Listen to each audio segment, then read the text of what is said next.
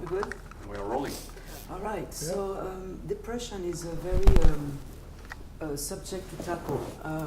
What did you want to convey, not only as an actor, but also as a human being, for people to understand?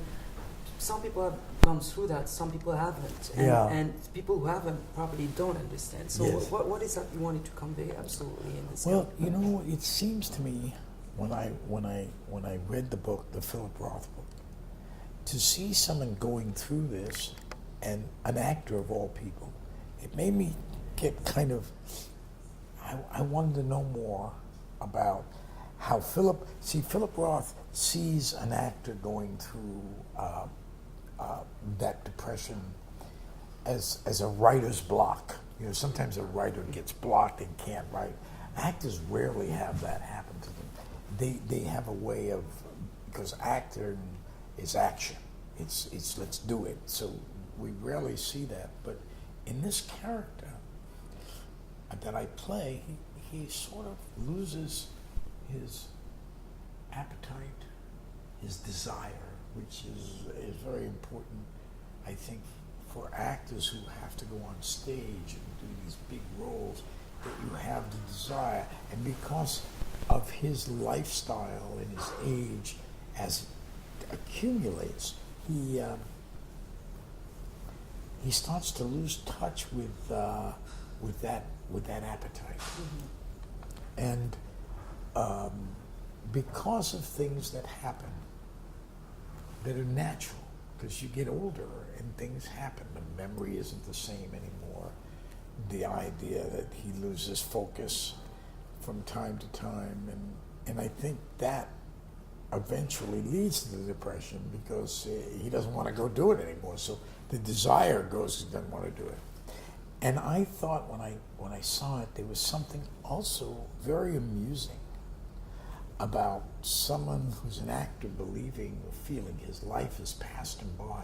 He missed opportunities and goes out into the world, quits the acting to go out and live his life over.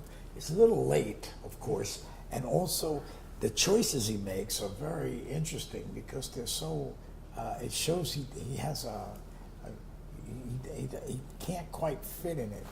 And I think there's the pathos of that. But at the same time, I saw somehow, in order to deal with this tragic thing, we needed to laugh a little bit. So I called Barry Levinson and said, I think there's something that would interest you here in this book. And Barry had the same reaction I did, that he thought, wow, what an opportunity to really talk about a world that we know. We know this world, the acting world, and what it is, this theater. And it would be a good idea to make a movie about stuff we know. And he said, yes, but we have to make it funny. I said, well, it has to have both. And we said, yes, we got Buck Henry. And worked on the screenplay. It took us a couple of years, you know, as it usually does. And we were doing other things. And I think that was our motive, to make it palatable by showing you the humor of it. Mm-hmm. With all the characters you've been playing over the years, yes. Do you feel the audience had a chance, an opportunity to know a little or a lot who Al Pacino is? Well, you know, I mean, who I am, that's why I'm an actor. You know, the one thing that's great about acting is when you do it and it's working, you sort of know who you are in the character. You know where you're going. You know what you want. I mean, that's pretty good, I think. So that's why we stay at doing it, because in life sometimes it's tough to know who you are and where you're going. But lucky is the person that does. That's all I can say. That's good. If you have that going for you, don't be an actor. You don't have to be. But some of us are. But who knows me? I've often said, because I don't take big political stands, if you notice, I never talk about things. I've been somewhat reticent to go do public whatever. But I think through my work, again, all these movies, I think you get a certain sense of who I am and how I view things. Mm-hmm. I hope, because why I make or continue to work or make any movie is because it's because I feel there's something in the world of the movie I'm making that allows me to speak, to say something about how I feel about. That's why I think sometimes in my work you get a sense of me without knowing me, and my politics without knowing my politics. And I let that speak for me. It's okay. We can still do this. She doesn't want to go fast. I'm a little older, so it takes me much longer to say my words, to think about them and stuff. But I do feel like, you're just these, if you're feeling in a certain way, you're going to, first of all, it's the text that comes first. Like Shakespeare says, play is the thing. The play is the thing. And so if you have something in the text that makes you identify with, you enjoy doing it. You want to talk about it. And without a text, it's like a painter without a canvas. The text is what we live by. I mean, that tells us who we are. That gives us everything. I mean, we wouldn't be. Look at my hands. I got a black pen on them. I don't know how that happened. What is the biggest risk you ever took, not only as an actor but as an artist?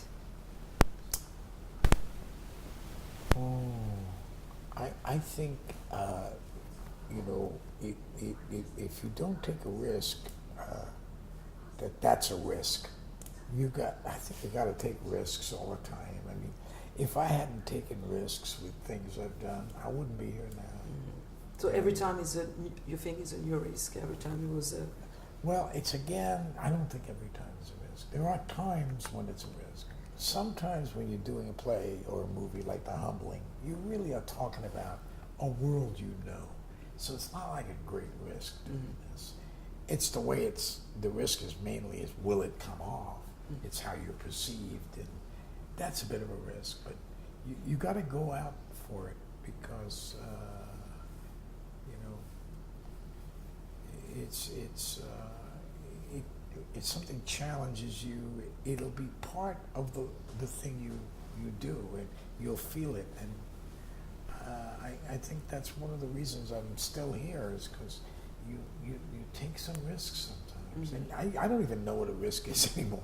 To be honest with you, I don't know when I'm taking a risk and when I'm not. I just know that I like to do certain things that I find intriguing and interesting, and thing I can speak through. Who knows what that is? But I enjoyed this thing, doing it, and I like the theater. I like the stage. I don't know what else I can say. Last question. Yeah, sure. There's a sentence in the movie at the beginning saying insanity. There's a fine line between genius and insanity. Yeah. How much do you think that true? And the line is getting rubbed out. Well, I don't know how to respond to that except that it's a scary thing, I guess, if you're a genius. And I'm not a genius. I'm an actor who's trying to make $1 out of 99 cents, really. But try to do it the best I can. But I think in this part, I think the character is kind of a bit of a genius, and is going through these things, and that's a funny line. And I think that I don't quite know how I feel about what the truth of that. I think that there's certain perks you get from being able to do something, and of course there's another side to it also. All right, thank you very, very much. Okay. It was nice. Thank you. Magnifique photo. Can we take a quick? Sure.